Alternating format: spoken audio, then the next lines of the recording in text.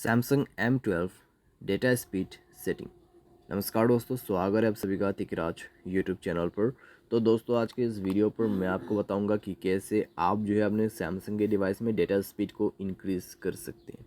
ठीक है, तो यहाँ पे दोस्तों अगर आपको लगता है कि आपके जो डेटा है थोड़ा सा स्लो चल रहा है आपके पहले जो यूज़र्स है उसके हिसाब से, ठीक है, उसके लिए दोस्तों आप कुछ सेटिंग्स कर सकते हैं, कुछ सॉल्यूशंस कर सकते हैं। उसके बाद दोस्तों आपका जो डेटा स्पीड है वो इंक्रीज़ हो जाएगा। ठीक है, कैसे आपको करना है चलिए मैं आपको इस वीडियो पे बता देता हूँ। लेकिन दोस्तों यहाँ पे जो है वीडियो शुरू करने से पहले अगर आपने चैनल को सब्सक्राइब नहीं किया है तो सब्सक्राइब करते हुए बेल आइकन को क्लिक करें।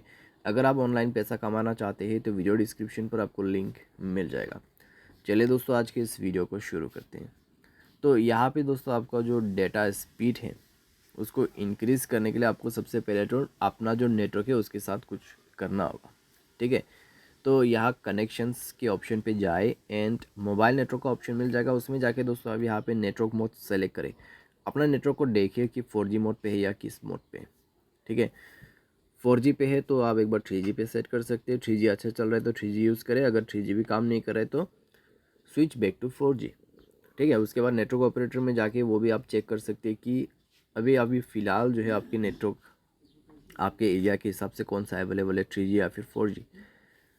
तो उसके लिए दोस्तों आप क्या कर सकते हैं, सेलेक्ट ऑटोमेटिकली का जो ऑप्शन है उसको बंद करके, ठीक है, आप देख सकते हैं मैनुअल नेटवर्क्स। मैनुअल नेटवर्क्स पे आपको वही नेटवर्क दिखाई देगा जो कि आपके सिम के हिसाब से नेटवर्क्स अवेलेबल है। तो आप उसको कनेक्ट करके रजिस्टर करके यूज़ कर सकते हैं। ठीक है, एंड आपको यहाँ पे एक चीज़ और कर लेना है, नेटवर्क सेटिंग को रीसेट।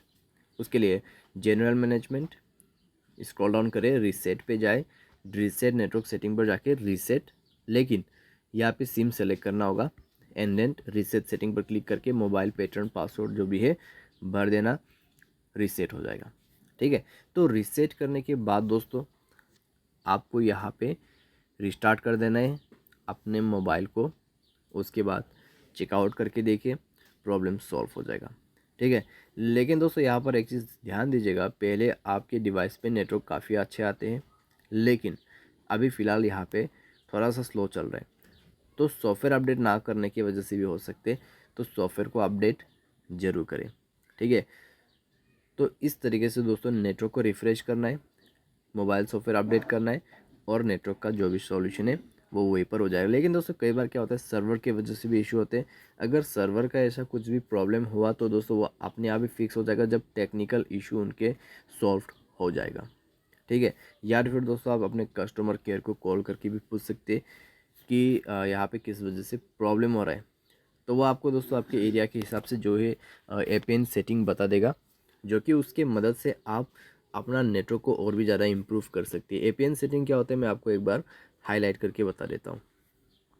जैसे आप जाते हैं दोस्तों अपने कनेक्शंस पे, तो यहाँ पे दोस्तों आपको मिलेगा कुछ इस तरीके का ऑप्शंस। ठीक है, तो एक बार दोस्तों यहाँ पे ढूंढ लेते हैं एपीएन सेटिंग है कहाँ पे।